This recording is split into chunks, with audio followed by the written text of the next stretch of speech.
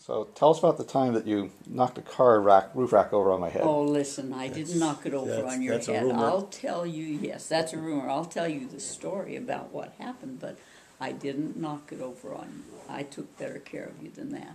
But the roof rack was out in the backyard, and this was in Marblehead, wasn't it? Yeah. Yeah.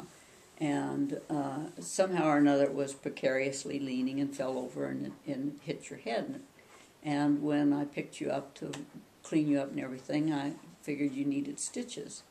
So I took you to the hospital, and we were able to get in fairly rapidly and everything, and the doctor took a look at it, and it was going to require stitches, and they immediately wanted to put you into like a straitjacket to do it. And you were, that agitated you quite a bit. And they kept insisting, and I said, no. I said, if you'll just tell Phil what you're going to do, which is what he wants to know. He wants to know what you're going to do to him.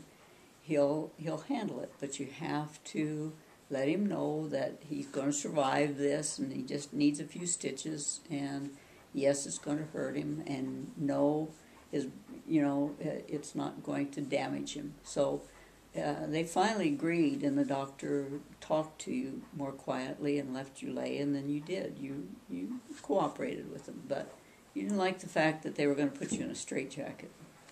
Nor did I like that either. So let's flash forward to the dog bite.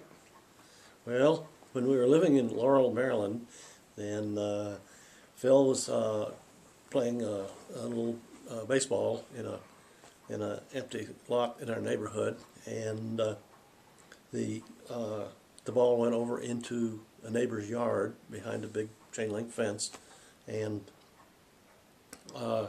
everybody had been told to leave the dog alone because it was mean.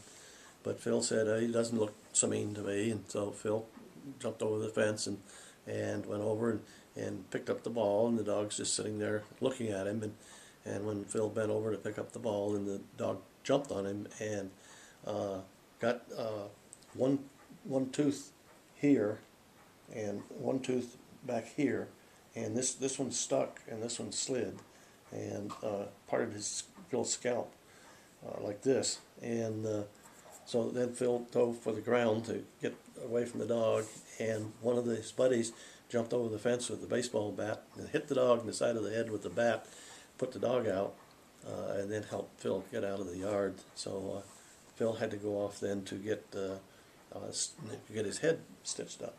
Well, he came home bleeding, and I quick grabbed a towel and wrapped it around your head and got the car and the girls and took you into town. And when we got to the doctor's office, then you were very concerned. You were very subdued, but very concerned. And you kept saying, "Am I going to be all right?" And I said, "Yes, you're going to be all right." And then you said to the doctor, "Is my brain damaged? Is my brain damaged?" And the doctor said, "No, Phil, your brain's not damaged. It's a superficial cut, but you'll be fine. We'll just sew it up here, and you'll just be fine." But you were concerned. You were about 6 or 7 years old, and you were concerned about your brain being damaged.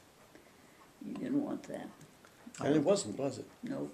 I don't, no, that was something else. I remember they made me wait about 45 minutes while they treated a motorcycle accident. Yes, I know that, and I was really anxious about the whole thing. But the gash had quit bleeding. You were doing all right with that, but it was just a matter of them cleaning it so it wouldn't get infected and stitching you.